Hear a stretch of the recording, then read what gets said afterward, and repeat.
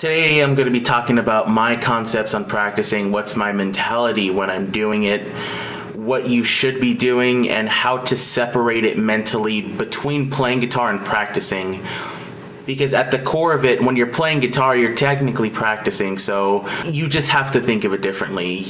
You could do the same exact things you would practicing as you would playing, but if you think of it differently, then you get a completely different result, in my opinion. So, for example, let's start off with some basic chordal stuff. So if you're just starting out and you're just starting to get into chords and, switching in that stuff, what you want to just do, and this is going to sound basic and kind of redundant, but just get good at switching to the chords. So, like say we have this A minor right here, and you want to practice going to G or practice going to D or whatever chord you're trying to go to. You just want to do that over and over and over and over and over.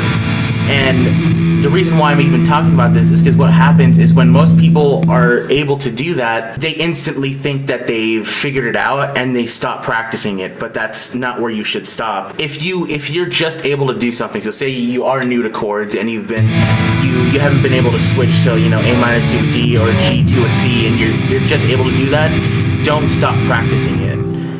You will only limit yourself if you stop and you think that you have it all figured out, because there's varying degrees of how good you can be at something. And what you're going for is efficiency, not speed, not any of that. Don't think about speed too much, especially when it comes to lead playing. So, for example, this run right here, which is a basic run a lot of beginners learn, 12th fret on the E string, 14, 15, repeat on the A string, and then you start the cycle over. I don't want to say most people, because that's segregating or putting everyone in a sort of generalized category, but predominantly people are like, oh my god, I want to get fast, I want to shred, I want to do this, I want to do that. So they're like, they start going crazy with it, but that's not what you're supposed to do. You should think about it mentally in a different way. I'm trying to get more efficient. I'm trying to get more nimble. I'm trying to get, better results out of it.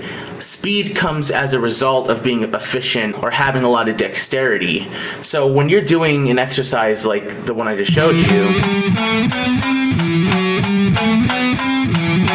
of course, right, if you want to be a fast shredder, super shredder or something, of course you want it to be fast. But at the same time, don't think of it as you're trying to get fast. Think of it, okay, I'm doing this because I'm trying to get more nimble. I'm trying to get more dexterity. I'm trying to get more endurance. Because speed comes as a result of those things. I could do that same exercise, for example, again.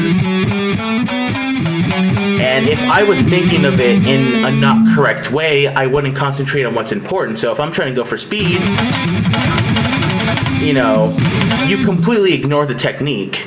You don't concentrate. So what's better to practice is go to slower tempo, but control it.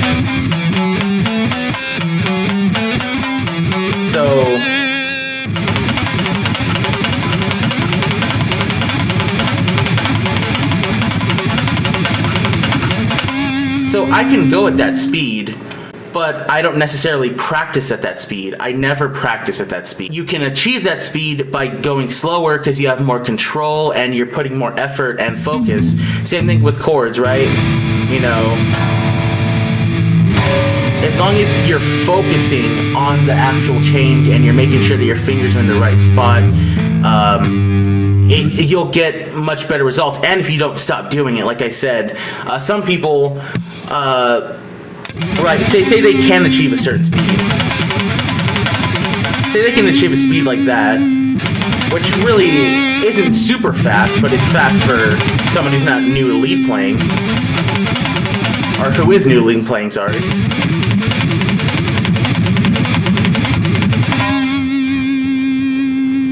But if it took them a lot of energy to do that, then they're not doing it right, because you're supposed to have enough dexterity and endurance to be able to do that without getting tired. So, like I said, go for endurance. I'm going to make other videos that focus on the more playing side and performance side of things, because I do believe there's like 3 P's. You know, there's practice, there's playing, and then there's performance, and they all require a different skill set, different mentalities to achieve different results.